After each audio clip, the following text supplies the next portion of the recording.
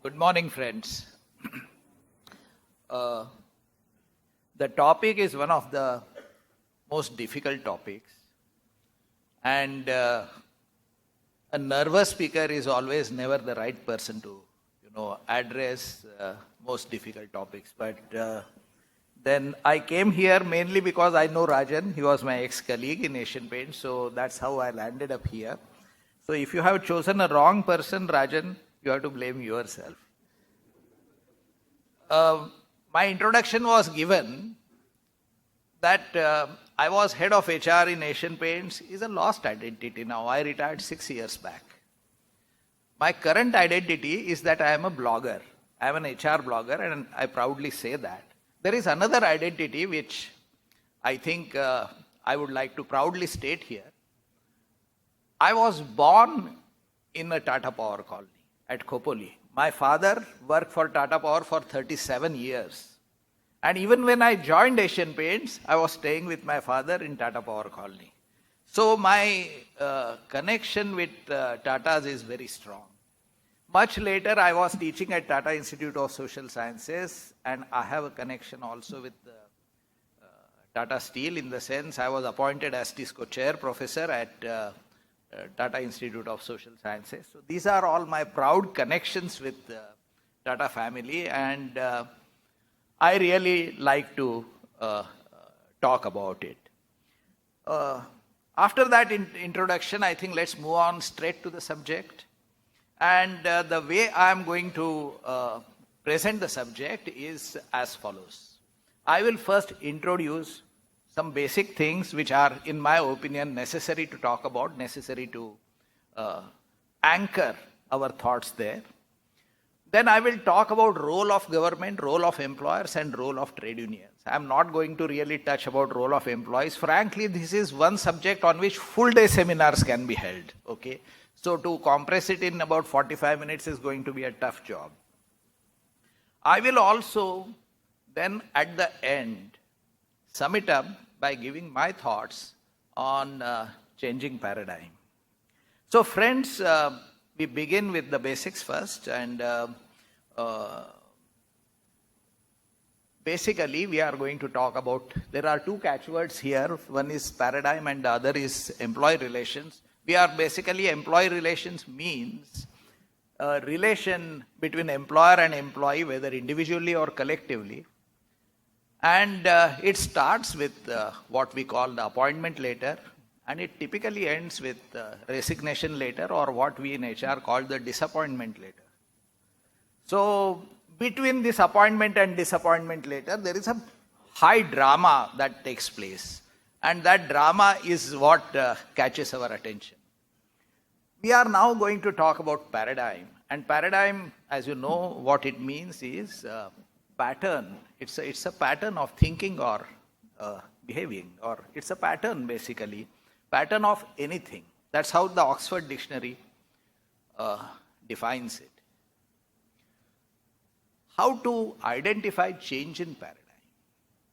That's a pretty difficult topic, and that is difficult because changes in paradigm happen very slowly, and therefore they can't be noticed very easily.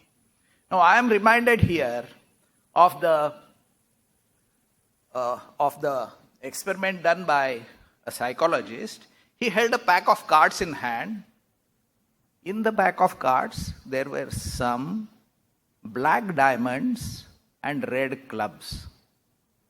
He dropped the cards quickly and asked the observers to say something if they noticed anything. As he dropped them quickly, nobody noticed anything. Then he dropped them at a slightly slower pace. And people grew anxious because they knew something was going wrong. Okay? But they did not notice that there were black diamonds and some red clubs. Then he dropped them very, very, very, very slowly, and people noticed it. The point I am making is, changes happen, paradigm shifts happen, but they are very slow, and we notice them much later. Now, another aspect is that how is this change in paradigm getting noticed? obviously it will get noticed by change in behavior. I mean, it goes without saying. But why we are focusing on behavior? Because our behavior changes if we perceive our role to be different. So over a period of time, have government thought that their role is now different from what it was earlier? Have employers thought that their role now is different from what it was earlier? And have trade union leaders thought that their role now is different from what it was earlier? These are the questions basically I am asking myself, and I am trying to find an answer. Do you think I am on the right track? Yeah, thank you so much. Let me give you the broad picture first and then move on to this role business. Have we moved?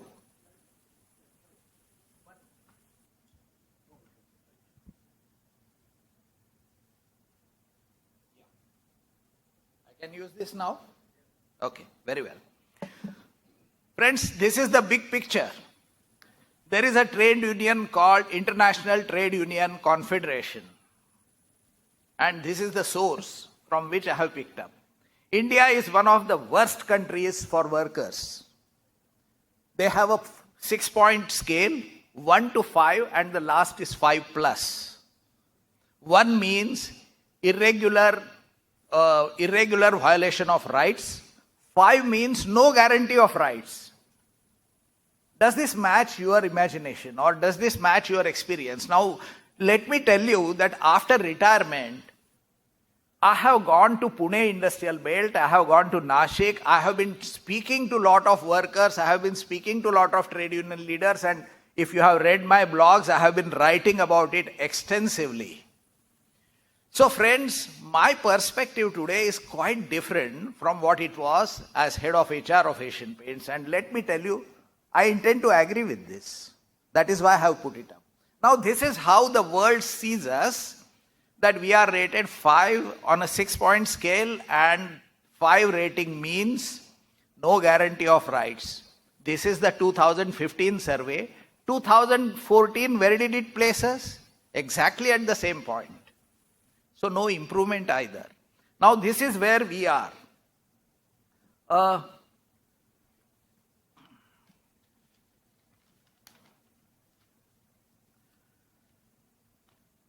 Let me move on with, I don't think this is working, gentlemen. Can you move to the next slide, please?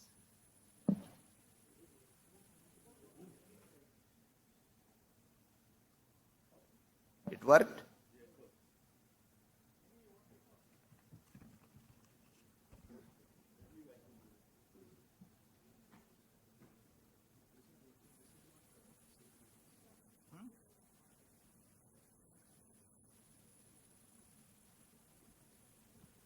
No, it is okay. I will tell you. Yeah. I always thought I was a technological dinosaurus, but it will work now. Here. Yeah. So let us talk about government role. And when we talk about government role, we have to think of 2 functions. The government has to make law. The government has to obviously implement law. And the government's role is defined by Industrial Disputes Act mainly, which is third-party intervention.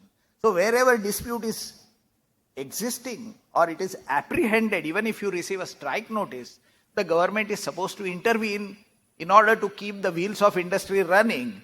Is it happening now? Now let me tell you, when I joined the industry way back in 70s, okay, at the slightest drop of hat, the government would intervene.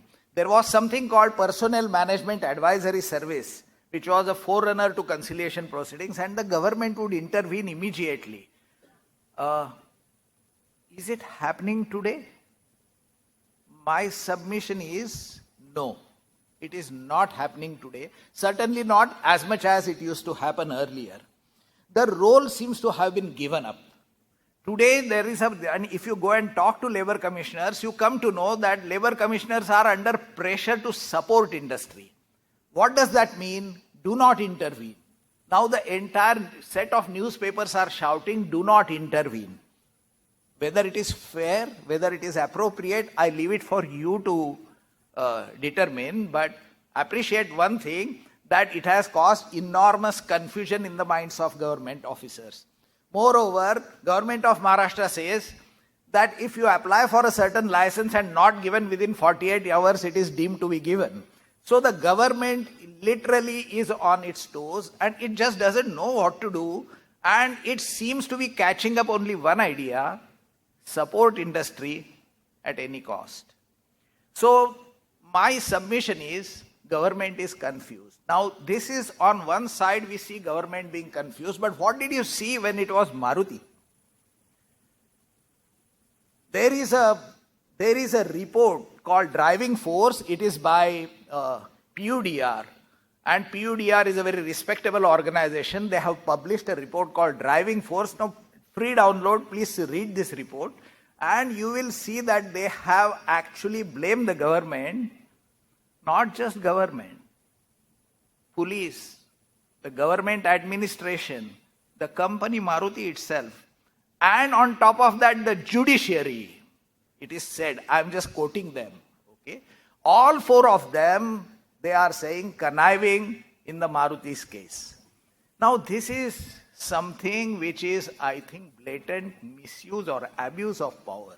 From one extreme where the government was highly pro-labor, the government seems to have moved to extremely another corner where they seem to be either remaining silent or they are choosing to partner with employers and administration to curb the rights. And this is the reason I showed the first slide.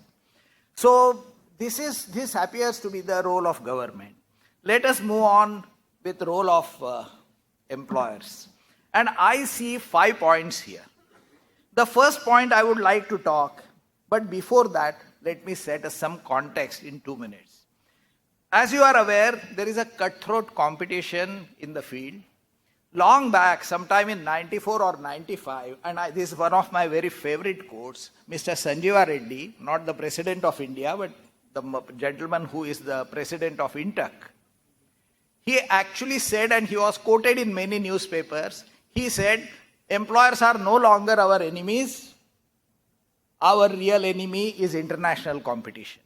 Somewhere I think both union leaders, employees and employers have understood that the real enemy is international competition. It's no longer. So the fights between management and unions, if you noticed, have been shortened, because both understand that they will have to survive and they can't fight in a market which has cutthroat competition. Now, there are a lot of mergers and acquisitions taking place. Kotak Mahindra and ING Vaisya is the recent one and most publicized one. There are a lot of closures taking place. The Pfizer offered 3 tolas of or 30 grams of gold and 50 lakhs as compensation to its workers. And in spite of that, 86 people did not take. That's a different story. But what I am trying to say is that closures are happening. Now, I stay at Thane, and if you move the Thane-Belapur road where all the plum industries were there is not a single industry surviving there. The only major industry surviving there is actually Reliance, and it's a Reliance office, corporate park. It's not an industry at all. So all factories seem to have moved. And in all this melee, okay, what's happening to the employer's mindset? The first thing is that they are saying automate, do not employ. Does this have any basis? Now, if in case you have read the 4th October Economist, you will see that Economist is talking exactly about the same thing. All over the world, the automation is so strong that they are saying, please do not employ people. So we have jobless growth. Now, there was recently an article in EPW, which is Economical and Political Weekly, and the title is very provocative. Where have all workers gone? The puzzle of declining labor intensity. What are they saying? They have investigated the Indian situation and they are saying exactly the same thing.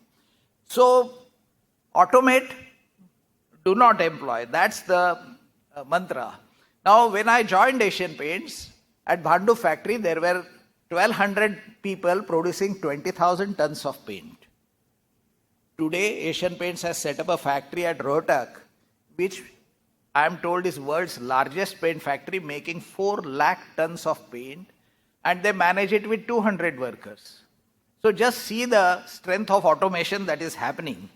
Point I am making is, where are the jobs? And if the jobs are scarce, even workers are aware of it, that they have to hold on to that, and the need for security will be high. The second point I am talking about is that there is a tendency that says employ indirectly or employ on fixed term. Now you will not believe that particularly in service industry, more than 40 to 50% people are appointed as retainers. Okay, now do not look at Tata this thing. I am talking about overall situation. And more than 40 to 50% people are appointed as retainers. A large number is appointed on fixed term contracts, which are not really fixed term contracts because they get renewed year after year, year after year. So they are not, these are all substitutes for permanent employment. There are trainees, and if you would like to see this, I am showing you data which I have personally collected in Pune. I talked to a whole host of people, and just look at the shocking data which we have in front of us. Okay? And look at Fiat, 330 permanent workers, 700 trainees, 700 temporaries, 800 contract. Do you think the situation is right? Okay? Now people have accepted the impermanence of jobs. But I think the employers are having a great time making use of it. And this is where I am also saying that the government has failed to implement its own laws. And it has created anomalous situations. So having said that, let me move to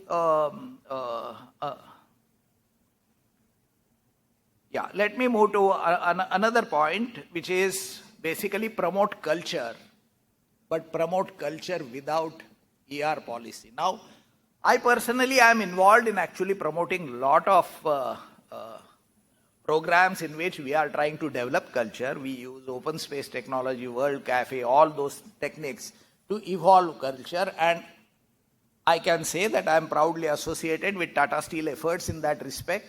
And the interesting part is both Tata Steel as well as ITC have thought about creating culture before commissioning the factory. I think this is one of the wonderful things that is happening.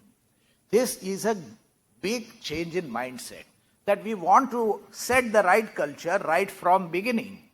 And at ITC, where I did the workshop, all the employees were present, and even their managing director came, but it's a small organization, so about 100 odd people were present. But look at the seriousness with which people are working on this. Culture is important. But without ER policy, it can create problems. Now, there are hardly any companies which have stated ER policies. And that's the worst part of it. Okay, so ER policies make a huge difference. Why? Because managers are held accountable, and that's the only reason why companies are not publishing ER policies on there. How many companies have ER policies, you tell me? I would like to tell you that there is not a single major company which has a detailed ER policy on their website. As against that, I invite you to check the Nestle's ER policy that runs into 8 pages. It's again a free download. Go to their website and download it and see. Go to SKF's website and see their ER policy. It's a wonderfully stated policy. It tells managers clearly what to do, what not to do. Now this is important because so many Indian companies are getting international. It's Tata Steel which has gone abroad. They are all big companies. Tata Motors has gone abroad. But even Asian Paints has gone, Marico has gone. These are all now Indian MNCs. And if you are Indian MNCs, you have to tell your managers all across the globe what is your ER policy? So somebody from Kotak Mahindra, you know, ING Vysya and Kotak Mahindra, they merged. And somebody from Kotak Mahindra said, this is very interesting because ING Vysya has a union. Kotak Mahindra doesn't have a union. So it's a very interesting marriage, I would say. And there were trepidations in Kotak camp. So one of them asked me, what would you have done if you were in charge? I said, if I was in charge of the union, I would simply ask you one question, boss. What is your ER policy? Now that puts you on back foot, right? Because Kotak has lot of retainers, fixed term contracts, okay? And suddenly all this comes in for question. Now the best decisions are made against a resistance. And you referred to ombudsman, sir. Asian Paints created a kind of ombudsman earlier, but that ombudsman is not the right word. We did not know the word was employee champion in those days, but we toyed and played with that concept. I don't think we did any great job there, okay? Actually, we were learning, and the gentleman who was supposed to be employee champion was also learning. So it was a learning curve for all of us. But the point we understood very clearly is that the best decisions are made when there is a resistance. As a matter of policy, nobody rose in Asian Paints unless he was factory manager for part of the time. And that is because when you have to deal with union, and union is not necessarily a negative force, okay, you tend to make the most mature decisions. So the point I am making is, ER policies make a difference. We want to state a culture, but we do not want to state ER policies. Please remember that managers come and go. Staff and workers believe in written word more than manager's word. Unfortunately, this is the state in most of the companies. And this is why a written word is important. So I feel personally that stating culture without declaring ER policies is like defining culture without trying to tell people what we stand for and what we do not stand for. And I think it's only a half-hearted job then.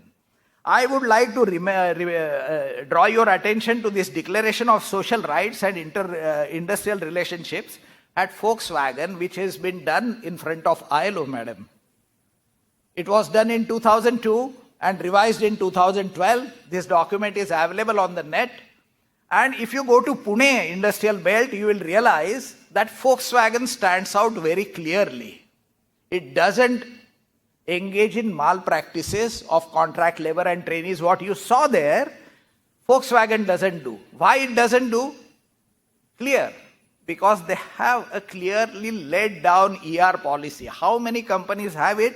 I do not know. But we are trying to promote culture sans ER policy. I have a doubt whether it will work. So, but nevertheless, that seems to be the mindset currently. Friends, I would like to now move on to the SMEs, and I have worked quite a lot with SMEs. And I find that SMEs today show a great ray of hope. They are very imaginative. They are willing to experiment. Maybe because of their size, maybe because there is no bureaucracy, but they are willing to experiment. Okay? And the greatest case here is Polyhedron, and I am sure that you must have read about Polyhedron. In case you have not, please go and see. There is an entire case on their website. Polyhedron says openly, and it is there on their website, that we do not pay wages. Our workers share our wealth. This is stated openly on Polyhedron's site. And inspired by Polyhedron's side, Polyhedron's approach, Mr. Mondkar, who happens to be in Thane only, he went there, studied what was Polyhedron doing for 3 days. He stood there and tried to learn, and he implemented there. I'm going to talk about it a little later. But before that, I'm also going to talk to you about Bajaj Auto settlement at Pantnagar.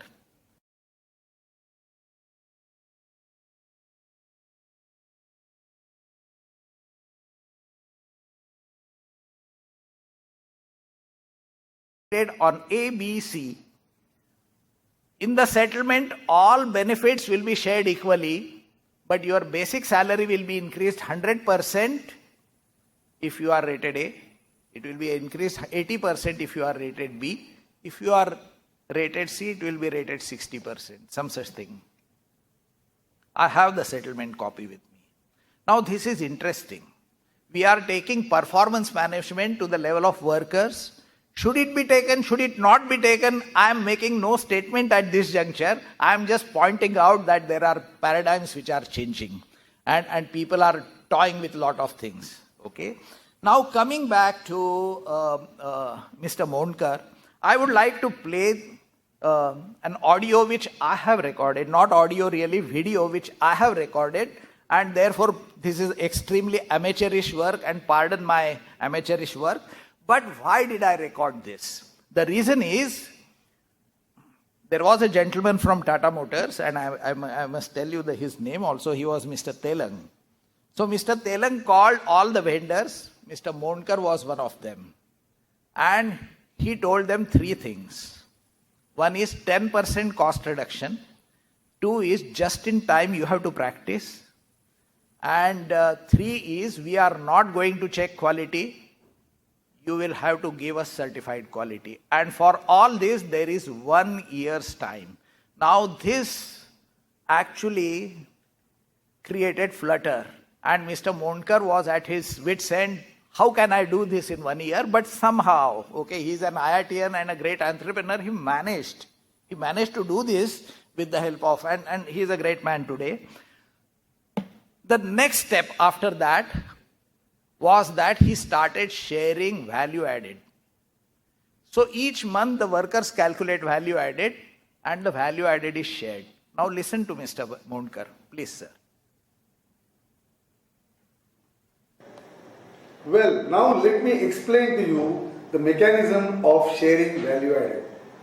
Value added is calculated every month on 10th on the basis of the profit and loss account that we generate. Value added is sales minus raw material purchase minus operating expenses minus other overheads. This does not include employee expenses, interest and depreciation. In the other way around, it is profit before tax plus interest plus depreciation plus employee expenses. 50% of the value added is retained in the company as a policy for future growth.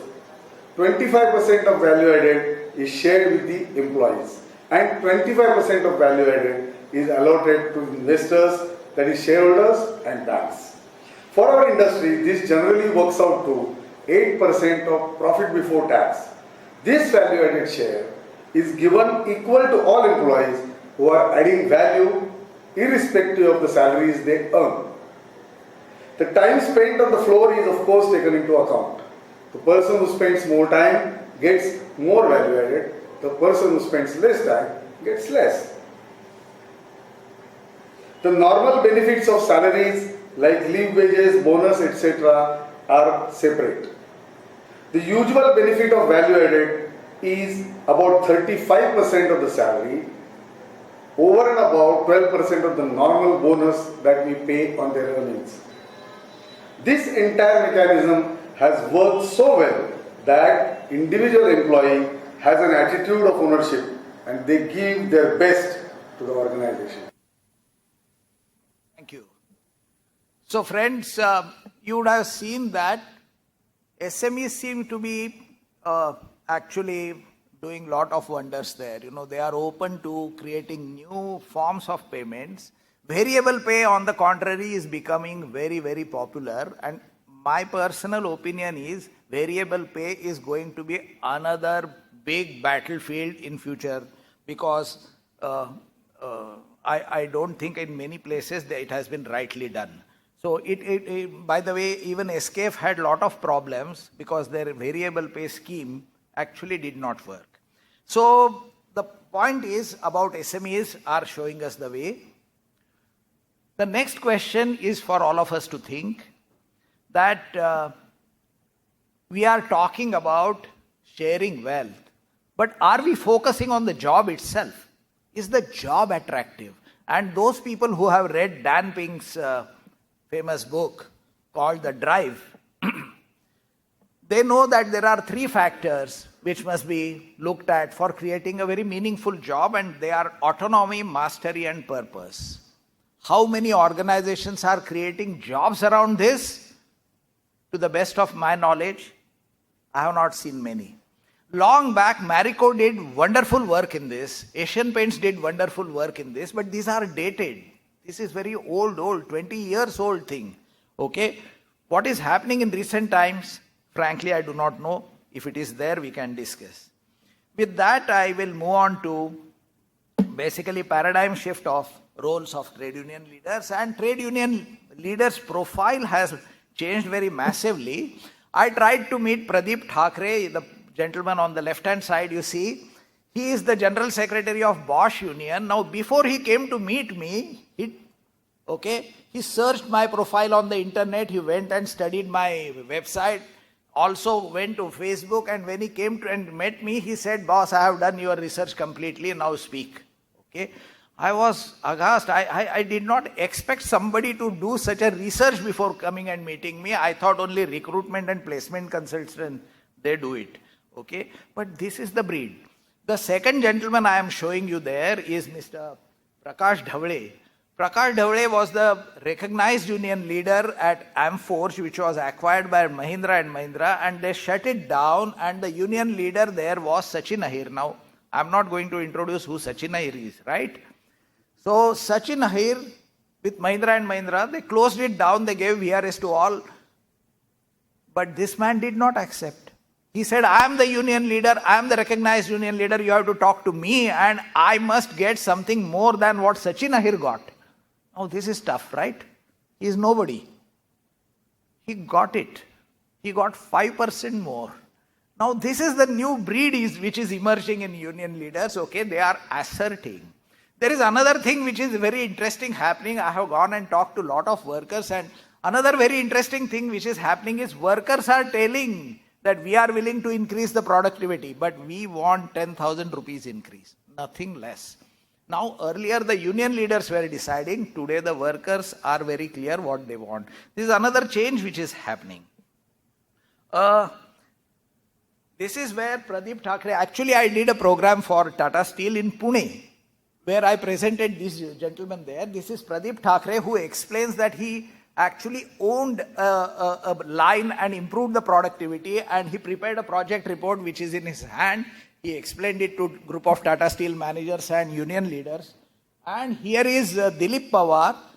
The Bajaj Union has a policy for dealing with management. You will not believe this, but it's a very mature policy. Okay, they say we will not attack the brand, we will not attack the managers.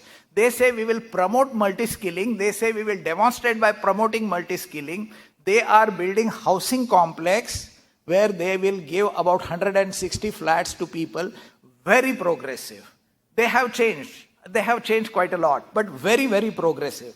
Now, for your information, we have management information system. This union has union information system. So things have changed, friends. Things have changed very drastically. And there is a lot to talk on this subject, but I think I am running short of time now. What I would like to mention is that there is international interest in Indian ER scene. And there is a report called Merchants of Mines, which is very clearly against Maruti, and it was prepared by a group of lawyers who came down from New York. Okay.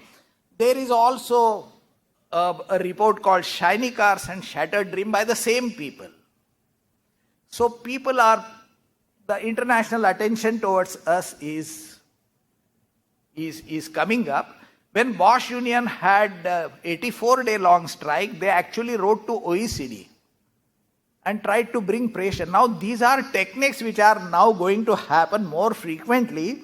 And friends, Industry All, okay, is reported to have financed Bajaj Auto strike to the tune of 5 crores. And this is the inauguration day of Industry All, and they have affiliation. In Pune, there are almost all unions which are employee unions. There is no external fellow, but they have they have a affiliation with industry all. So I was also invited here, and they can play a big role tomorrow in manufacturing. This is something I was also invited at National Confederation of United Professionals. They are a registered union in 6 states in the south. This is all IT professionals. I thought nobody will come, but I saw suddenly 350 IT professionals attending there. So maybe a different mindset at work there. So friends, this is what it is. But before I proceed further, I would like to quickly read out a letter to you.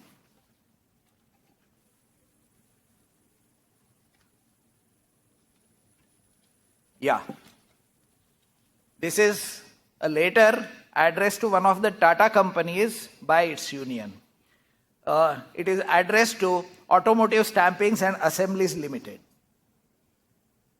where I am told Tata's hold 75% stake. I will read out. Before moving forward, this is a letter from union to the management. Before moving forward, we expect few words of wisdom and inspiration from you.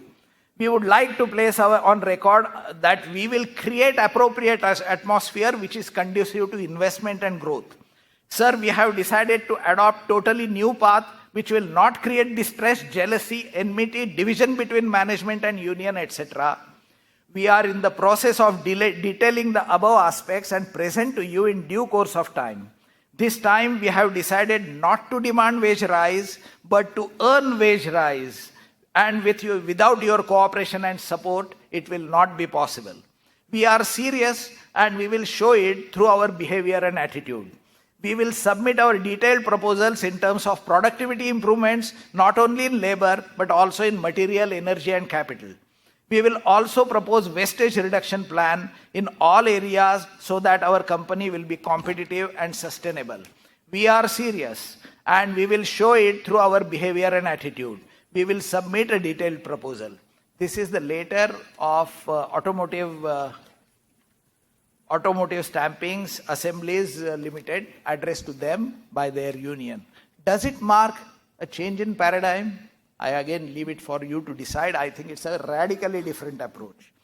So coming to an end now, I would like to take just 2 minutes, sir. Pardon me. The subject is big and I have a lot to talk. So friends, when we talk of paradigm shift, we have to understand that it will be manifested by a change role and a change language. I am now going to talk and focus on change language. Please recall your discussion with your finance and marketing person. You will find that he uses words that indicates conflicting priorities, conflicting values. Market share against profits. For example, the learning is that values must be managed in pairs. Values must be managed in pairs. We have these polarities to manage. Let us now think of discussion about employee relations. The words used are control, discipline, conflict, non-compliance, alignment, etc., which are all extremely control oriented. When we talk of the word relations, we talk of togetherness and conversations and our concerns and catharsis and doing things together, evolve, etc. Now we can see that if you simply add word employee before relations, it changes the entire tone. Okay? So it moves from interdependence to control by simply adding the word employee. As ER managers, we have to learn to manage both these values. Control is important, but so also interdependence. And when we talk, we seem to be focusing sharply on control, not so much on interdependence. But the issue before us is how do we move our language from control to interdependence, or otherwise it will only be a philosophy, right? So I have a suggestion for all of you. This seminar must help us with some tricks of the trade. And if we can move our language from control to interdependence, we would have achieved a great deal. my recommendation to you is read Edgar Schein's The Humble Inquiry. This book is 125 pages, but it tells you how to shift conversation completely and how to shift conversation which is exploratory, meaningful. What Mr. Edgar Schein says is that upward communication is more important. No manager can be effective without recognizing and realizing his interdependence on his junior. So junior matters. So therefore, he talks about how to increase this. Edgar Schein also talks about one tendency of all of us where he says that we are more accustomed to telling than asking. And Edgar Schein also tells us how to practice it in a method called humble inquiry.